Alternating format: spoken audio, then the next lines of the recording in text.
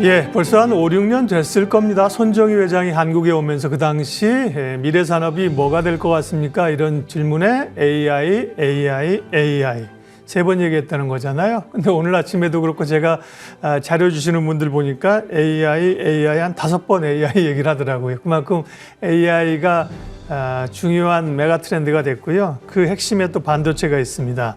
투자와 경제를 보는 깊이 있는 시선, 오늘 반도체에 대해서 최근에 집중 분석하고 계신 인포마켓 강용훈 대표님과 반도체 HBM 이야기 집중적으로 하도록 하겠습니다. 어서 오십시오. 네. 요즘 뭐 AI 반도체 시장은 뭐 엔비디아가 그야말로 하드 캐리하면서 가고 있는 상황인데요. 국내에도 보면 삼성전자나 SK하이닉스나 반도체는 꽤 우리도 중요한 역할을 하잖아요. 그런데 뭐 살짝 엔비디아 질주의 국내 반도체 업체들의 고민도 꽤 있는 것 같습니다. 한국 반도체 산업의 현주소는 어떻게 보세요, 대표님? 반도체 산업은 그야말로 국제 분업화되어 있죠. 최근에 네. 반도체 산업은 엔비디아를 정점으로 해서요. TSMC, 국내는 SK하이닉스 이렇게 수직 분업화되어 있어서 과거하고는 좀 다른 양태입니다. 그래서 일종의 최고 정점에는 빅3가 있죠. 우리가 흔히 이야기하는 클라우드 업체들. 근데 여기서 하나를 더 붙여서 AI 클라우드 업체로 변신을 했는데 이곳이 이제 구글하고요. 아마존하고 그다음 마이크로소프트가 그걸 하고 있고 거기에 이제 장비, 그러니까 GPU이죠. 이걸 공급하는 가장 중요한 회사가 엔비디아입니다. 그리스 신화의 헤파이스토스 대장장의 역할을 엔비디아가 하는 거고요. 그 대장장의 역할을 하는 엔비디아의 오른팔이 TSMC이고 왼팔이 SK하이닉스 이런 구도로 보시면 됩니다. 네. SK하이닉스를 보좌하는 기업들이 이제 일본의 장비 회사들하고 국내의 맷 회사들이 되겠습니다. 네. 엔비디아 얘기를 먼저 좀 하고 가게 되면 뭐 영업이익률도 대단하더군요. 그리고 이제 뭐 물건을 받고 싶어도 기다려야 되는 상황인데 다만 좋은 건 아닌데 너무 좀 주가 많이 오른 거 아닌가? 밸류가 $1,000까지 지금 목표를 제시하는 데가 나왔고요. $900 넘었습니다. 그래서 그때는 옛날에 뭐 이 버블닷컴과 비교해서 그때와 다르다는 견해도 있고 뭐 버블론도 있는데 그 부분에 대해서 우리 강 대표님 시각은 어떠세요? 그때 버블 때는 이제 민간 기업 차원의 버블이었고요. 네. 지금 AI가 어떻게 이게 붐을 일으키고 있냐면 국가적 단위의 어떤 목표하고 연관이 돼 버렸거든요. 그러니까 우리 의학적으로 따지면 뭐 암의 정복이라든가 뭐 환경 문제라든가 이런 거를 이제 양자 단위, 분자 단위에서 한번 시뮬레이션을 해보자 이런 목표까지 나오는 마당이어서 칩의 연산력이 과거에는 민간 기업의 수익성이었는데 지금 국가 전략하고 맞물려 가지고 이게 지금 하지 않으면 상대방한테 뒤질 수 있다. 이런 공포감이 좀 작용을 하고 있죠. 그래서 지금은 국가 단위에 일단 표현이 좀 그렇습니다만 몰빵 투자? 지금 하지 않으면 영원히 뒤질 수 있다. 네.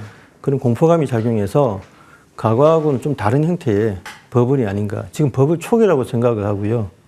근데 버블 초기에 이걸 투자를 안 하게 되면 나중에 또 이게 너무 올라버리면 그때 들어가면 늦거든요. 그렇죠. 예. 그러니까 과거에는 이제 기업 중심의 개발과 버블이 그거는 사실 좀 취약하지 않습니까? 그죠? 외풍이 오게 되면 변동성이 크게 무너질 수 있는데 지금의 AI의 트렌드는 물론 뭐 기업이 하는 거지만 그죠? 기업, 산업, 국가 차원의 투자가 이루어지고 있기 때문에 이게 지금 돈줄이 쉽게 마르거나 꺾이기 어렵다. 달려가는 말이라고 보셨고요. 그 가운데 핵심이 이제 HBM입니다. 거기에 SK하이닉스가 자리를 잘 잡아서 가고 있는데 반격도 만만치 않습니다. 삼성전자 그리고 미국의 마이크론까지 가세를 했는데 소위 HBM의 이 전쟁이 지금 펼쳐지고 있는 상황인데요. 여기서는 향후 판세 변화는 어떻게 될까요? 많은 부분에서 이제 언론이나 좀 대만의 연구기관 트렌드포스 같은 경우는 3사가 이제 그러니까 3사가 다 같이 다 발전할 거다 이렇게 예상을 하시는데 실제로 좀 조사를 해보면 SK하이닉스가 지배력이 더 강화될 수 있다라고 보고 있습니다. 그러니까 일부에서는 뭐 SK하고 삼성전자하고 나란히 시장 점유율이 올라갈 거로 보는데 오히려 SK하이닉스가 HBM3E 시대에서 점유율이 어마어마하게 올라가지 않을까 이렇게 보고 있고요. 기술력을 보면 저희가 듣는 취재를 해보는 게 수율을 좀 물어보고 있거든요. 수율 네. 같은 거를. 근데 대외적으로 공표되는 수율하고요. 실제적으로 연구원들 내부적으로 왜 요즘에는 이제 비땡땡이라고 자기네들이 그 익명으로 올리는 사이트 있지 않습니까? 예. 거기서 보면 수율이 굉장히 격차가 많이 납니다. 네. 그러니까 저희 생각한 거 이상으로 서너 배 이상 수율이 차이가 나서 어떻게 보면 SK 하이닉스가 좀 겸양의 미덕을 발휘해서 보도자료라든가 언론에 이야기하는 걸 보면 예. 오히려 톤다운을 해서 이야기하기 때문에 언론 기자분들이나 애널리스트들이나 펀드 매니저들이 좀 오해를 삼성전자에 대해서 가중치를 좀 두시고 계신데 실제 저 밑에 기류를 보면 이게 좀 격차가 더 많이 날 것 같습니다. 그렇군요. 그러니까 공식적으로 얘기하기 어려운 현장의 얘기를 들으게 보면 SK의 지배력은 SK 하이닉스의 지배력은 상당히 공고하다. 네. 그 마이크론은 근데 지금 보면 좀 약간 뜨아할 정도로 갑자기 뭐 4세대 건너뛰고 5세대 양산한다고 이래가지고 좀 뜨아합니다. 근데 뭐 엔비디아에 납품하기로 했다는데 그 진이나 관련된 그 것들 좀 분석한 거 있으면 알려주세요. 애초에 HBM3는 저희도 안 할 거라고 기대를 생각을 했고요. 마이크론은 원래부터 HBM3는 안 한다고 얘기를 했고 HBM3E로 나간다고 했는데 그때 지금 이제 어제 기사도 나왔지만 SK 하이닉스에서 마이크론으로 이직한 것 때문에 네. 기사가 나왔던데요. 사실은 삼성전자에서도 많이 옮아갔습니다. 삼성전자에서는 평직원한테도 소송을 걸어놓은 상태거든요. 예. 마이크론 옮겨간 거에 대해서. 마이크론은 준비를 많이 한 건 맞는데 저희가 이제 이 HBM을 하기 위해서는 제일 중요한 게 본더하고요. 그 화학 물질입니다. 그 두 가지인데 그 본더에 대해서는 한미 반도체하고 한미 반도체의 라이벌인 그 ASMPT 둘 다 마이크론에 대량 납품을 했다는 정황은 아직 없거든요. 이게 테스트만 마쳤기 때문에 이게 진정한 우리가 이야기하는 대량 생산인지 아니면 대량 생산을 위한 초도 물량의 약간의 시험 납품인지 좀 지켜봐야 되거든요. 네. 본딩 회사나 뭐 화학 제품 공급하는 회사들의 이야기는 미묘하게 다릅니다. 언론에서 보도하는 마이크론 위기설, 마이크론 뭐 부각설 이런 것들이 약간 과장될 수 있다 이런 생각을 하고 있습니다. 네. 반면에 이제 삼성전자는 그래도 시장에서는 그래도 삼성인데 뭐 HBM을 SK 하이닉스가 치고 나갔다고 하나 기술 격차가 뭐 몇 개월 있다고 하나 따라잡지 않겠어라고 기대를 하고 있고 최근에 뭐 기존에 8단에서 12단으로 HBM 쏘았다는 얘기도 있고요. 그래서 증시에서는 어쨌든 SK 하이닉스는 좋긴 한데 많이 올랐으니까 삼성전자가 좀 키 맞추기 하고 삼성전자 단에 있는 소부장을 좀 봐야 되는 것 아닌가 이런 시각도 있는데 아까 잠깐 말씀하신 거 보면 뭐 쉽지 않은 것처럼 말씀을 하시네요. 네. 왜냐하면 이게 후공정이요. 예. 전공정에 비해서는 좀 간단합니다. 예를 들면 반도체 예를 들면 전공정은 석 달이 걸리는데 네. 후공정은 10일 정도밖에 안 걸리거든요. 예전부터 전공정 엔지니어들은 후공정을 좀 무시를 해왔고 지금 말씀하신 기간에 그러니까 그 예. 생산 라인 과정에서 걸리는 시간을 말씀하시는 거죠? 예전에는 예. 그랬죠. 예. 근데 지금 후공정이 전공정의 어떤 일부 부분이 후공정에도 적용이 되기 때문에 후공정의 이제 가치가 좀 달라졌는데요. 삼성전자의 항상 그 전략은 팔로우를 해서 나중에 이제 기술이 다 익은 다음에 좀 더 나은 공정을 개발해서 수율 면에서 압도하는 그런 전략을 썼는데 지금 삼성의 예상이 빗나간 게 어떤 거냐면 원래는 상승이 점진적으로 돼야 되거든요. 근데 지금 AI가 가속화되면서 그 트랜스포머 알고리즘이 갑자기 급속도로 확산이 되면서 생산 발전 속도가 이렇습니다. 이렇기 때문에 1, 2년 안에 시장이 급격히 변하고 있는데 삼성전자에서 수율을 잡아서 시장이 본격적으로 덤벼들 내년이나 내후년쯤 되면 이 시장에서 이미 SK 하이닉스가 뽑아먹을 만큼 뽑아먹지 않을까. 그래서 늦은 게 기술력은 사실 2, 3년이면 후공정이니까 따라잡을 수 있는데요. 2, 3년 안에 모든 어떤 엑기스를 SK 하이닉스가 다 뽑아갈 수 있기 때문에 선점 효과들을 그죠? 예. 기술의 미스가 아니고 전략의 미스입니다. 그러니까 이걸 2, 3년 전부터 대비를 했어야 되는데 2021년에 삼성이 내놓은 기술이 CXL, 지금 흔히 이야기하고 있는 Computed Express Link, 그리고 21년 말에 내놓았고요. 22년에는 뭘 내놓냐면 그 GDDR6W라는 거를 내놓았거든요. 그 두 가지가 HBM을 대체할 수 있다고 그때 언론에서 대세 특필했는데 그때가 아마 마지막 골든 타임이 아니었나. 그때 그걸 개발하는 대신에 오히려 HBM 밀어붙였으면 지금 웃고 있는 거는 SK 하이닉스가 아니고 삼성전자일 텐데 그때 대언론 전략도 미스였고 내부적으로 미스였다고 생각하고 있습니다. 네. 오늘 보니까 또 하이닉스가 대규모 투자하겠다는 얘기 있었잖아요. 그 얘기 보면 그 HBM 2세대부터 개발한 SK 하이닉스 그 부사장님 얘기 언급해서 기사를 썼던데 제가 인상적이어서 이렇게 체크를 해놨는데 반도체 산업의 지금까지 50년이 칩 제작이었다면 앞으로 50년은 후공정, 패키징이 전부가 될 것이다. 굉장히 세게 얘기를 해서 후공정에 지금 강 대표님 얘기한 것과 예를 같이 하는 말이어서 말씀을 드렸고요. 이런 그 반도체 산업의 판도 변화, 아까 이제 지금의 구조는 정점에 이제 엔비디아가 있고 SK 하이닉스, TSMC 이렇게 미국, 한국, 대만 기업, 타이완 기업이 있는데 일본도 반도체 산업의 드라이브를 상당히 걸면서 일본 최근에 오른 것도 반도체도 많이 오르고요. 일본 반도체 산업은 어떤 영향력이 있는지 그다음에 도쿄 증시에 상장된 어드반테스트라는 기업을 주목할 필요가 있다고 자료에서 유튜브에서 하셨어요. 그 얘기 좀 해주세요. 일본 기업들 HBM 구조를 알아야 되는데요. 네. HBM 간단한데 이걸 옆으로 퍼져 있는 거를 잘라가지고 수직으로 쌓는 거죠. 예, 쌓는 건데 근데 어차피 쌓으면 또 부피가 올라오잖아요. 그래서 얇게 갈아내야 됩니다.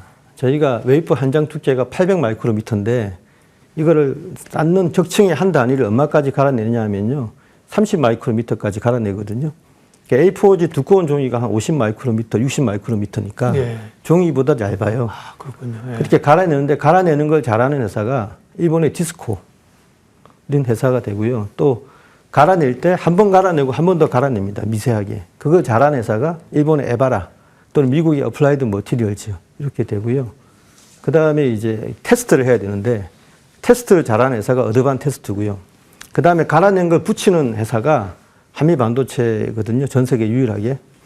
그래서 이게 몇 개 회사가 안 되고 일본 회사들이 금방 제가 4개를 언급해 드렸는데 벌써 3개가 일본 회사지 않습니까? 한국의 많은 분들이 낙수 효과가 크다고 하는데 한미 반도체 외 몇 개 회사를 제외하고는 의외로 낙수 효과가 크지 않습니다. 그런데 일본 회사들은 요소에 지금 제가 언급해드린 3개 회사 말고도 뭐 레이저 테크라든가 이런 회사들은 시장 점유율이 100%거든요. 물론 전공정이긴 합니다만 그게 후공정하고 연결되기 때문에요. 그래서 어드반테스트를 제가 말씀드린 거는 이 모든 회사들을 저희가 트래킹을 할 수가 없어요.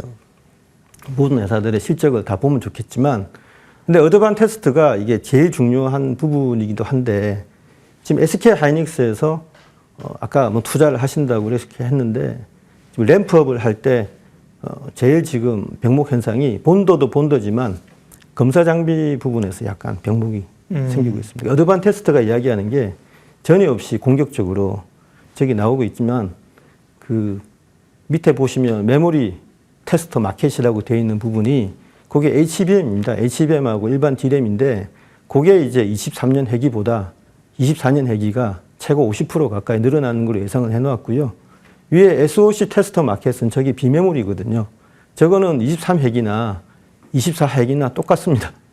그래서 지금 굉장히 보수적인 회사인데 HBM에 거의 몰빵하고 있는 예상을 내놓았기 때문에 제 회사 예상이 맞다 그러면 후공정 가속화는 더 진행될 거다. 그런 의미에서 과연 실적이 예상치대로 나오는지 어드반테스트를 지켜봐야 우리가 HBM 투자를 제대로 할 수 있다. 이렇게 말씀을 드릴 수 있겠습니다. 아무래도 HBM이 기존의 D램에 비해서 단가가 높다 보니까 테스트를 한다는 게 더 중요하겠죠. 그죠? 로스가 나고 이러면 안 되니까요. 그러면 지금 일본의 테스트 업체인 어드반테스트를 얘기하셨는데 국내에도 후공정 가운데 그러면 검사장비 업체들이 많이 있지 않습니까? 네. 그쪽으로의 영향력이 조금 더 앞으로도 커지게 됩니까? 국내에서도? 예, 국내에서도 중소기업들이 이제 그 생산 라인에 든 기업들이 준비를 하고 있죠. 뭐 프로브 카드라든가 이쪽도 HBM 프로브 카드가 아직 개발이 안 됐는데 네. 그걸 하고 있는 회사가 미국의 폼팩터거든요. 이게 폼팩터 향으로 또 밑에 PCB라든가 이런 걸 납품해서 하려고 하는 회사들이 몇 군데 있고요. 그다음에 뭐 또 검사 말고 신뢰성 검사라는 것도 있습니다. 검사 이전의 단계, 양산 전에 그걸 또 준비하는 회사들도 있고 알게 모르게 준동을 하고 있는데 제가 뭐 주제 넘게 충고를 드리면 독점적인 회사를 찾아야 됩니다. 일본 예. 회사가 하고 있는 거를 가격 측면에서 대체할 수 있기 때문에 그걸 추천하시는 분들이 많은데 그건 좀 한계가 있거든요.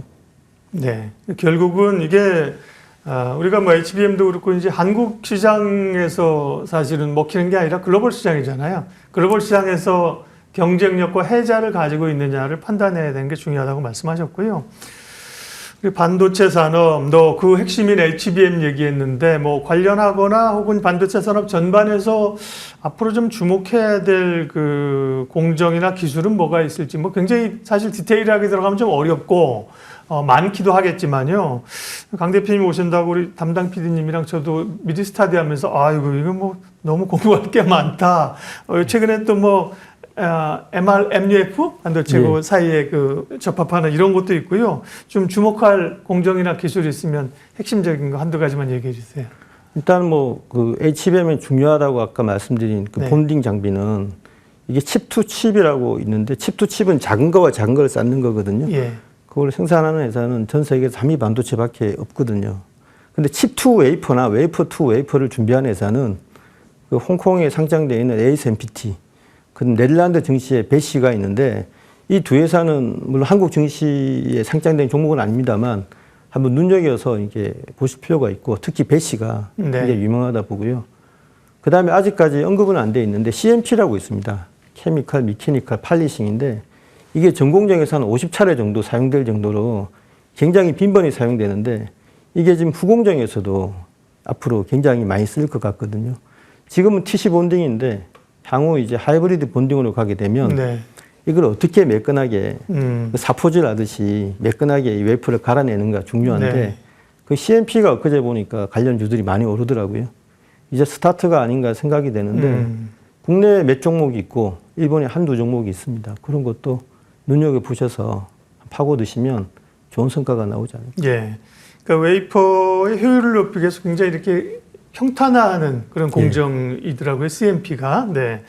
그러니까 뭐 알려진 거는 공부를 해야겠지만 뒤따라가면서 공부하는 거잖아요. 시장에서 좀 덜 알려진 앞으로 나올 얘기들 하는 게 중요한데요. 그건 이제 CMP 공정을 얘기를 하셔서 스타디가 좀 필요하고요. 예. 강용원 대표님과 반도체 얘기하고 있는데요. 이번엔 두 번째 주제로 한미 반도체를 좀 집중해서 얘기를 해보도록 하겠습니다. 한미 반도체가 이렇게 주가가 질주하는 배경이 무엇인지, 그 다음에 또 최근에 단기간에도 주가는 좀 많이 올랐습니다. 한미 반도체 미래 좀 집중적으로 얘기해 주세요. 조금 이야기가 길어질 텐데 한미 반도체가 22년만 해도요. 네. 그 ASMPT하고 같이 경쟁하는 그런 관계였거든요. 그 당시에 SK 하이닉스가 한미 반도체 거 쓸지 아니면 ASMPT 거 쓸지. ASMPT는 모회사가 우리가 잘 아는 ASML입니다. 네. 어마어마한 회사이고 기술력은 그 당시에는 한미가 안 됐었죠. 그런데 한미 반도체가 몇 년 동안 SK 하이닉스하고 작업을 하면서 여러 가지 소재를 테스트했는데 그러다 보니까 스루풋이라고 합니다. 생산성. 그게 ASMPT를 현격하게 누르면서 SK 하이닉스가 갑자기 22년에 한미 반도체로 돌아섰거든요. 근데 이게 이제 전공정하고 후공정하고 좀 설명을 드리면 전공정 엔지니어들은 후공정을 높이 평가를 하지 않습니다. 왜냐하면 명문대에서 박사학위를 받으신 분들 보면 재료공학이나 전기공학에 굉장히 깊이 있는 이론가들이 많거든요. 그런데 후공정은요, 정말 이게 노가다라고 비교할 수 있습니다. 약간, 예, 그렇군요. 기술적은. 트라이얼 앤 에러를 해서 왜냐하면 이게 9층을 쌓아야 되는데 한 층 쌓는 거는 연구가 돼 있었어요. 그 ASMPT나 인텔에서 연구를 오래전에 했었는데 2층을 쌓고 3층을 쌓고 이러면 압력이 각 층마다 달라져요. 그러니까 1층에 가하는 압력과 온도하고 2층에 가하는 압력 온도가 다 다르거든요. 3층 최대한 9층까지 쌓지 않습니까? 요거를 한 수십만 번 했을 거예요. 그 한미하고 그 SK 하이닉스가. 그러면서 최적의 레시피를 우연히 찾아낸 거거든요. 근데 요거를 지금도 더 디벨롭해서 수율을 1% 올리려고 하는데 이게 프라포티, 그러니까 이 레시피에 대한 프라포티는 SK 하이닉스에서 가지고 있는데 그 접근권이 한미한테 있거든요. 왜냐하면 같이 했으니까. 그래서 지금 이게 어떤 이론적으로 넘사벽의 기술인 게 아니고 코카콜라하고 똑같아요. 레시피를 아무도 몰라요. 그러니까 삼성이 만약 하게 되면 다른 장비를 또 써서 해야 되니까. 그러니까 NCP가 아니고 MUF로 하니까 무성하고 장비가 달라서 최적의 값을 찾으려면 최소 2, 3년, 최고 3, 4년 걸리겠죠. 삼성에서 이제 전사적으로 쏟아붓는다 그러면 그 기간이 단축될 텐데 이런 트라이얼 앤 에러 기술을 아무도 지금 모르기 때문에 이게 독점성이 있어서 지금 주가가 계속 오른 거고요. 그동안 이거를 왜 오해를 했냐면 그 여의도에 있는 많은 애널리스트 분들이 다 명문대에 나오고 전기공학과 출신들이 많습니다. 네. 재료공학을 좀 폄하하고 좀 우습게 알거든요. 아, 저거 뭐 금방 하지 않느냐 하는데 실제로 재료공학 하시는 분들 물어보면 안 돼요. 이론대로 될 것 같으면 다 만들었거든요.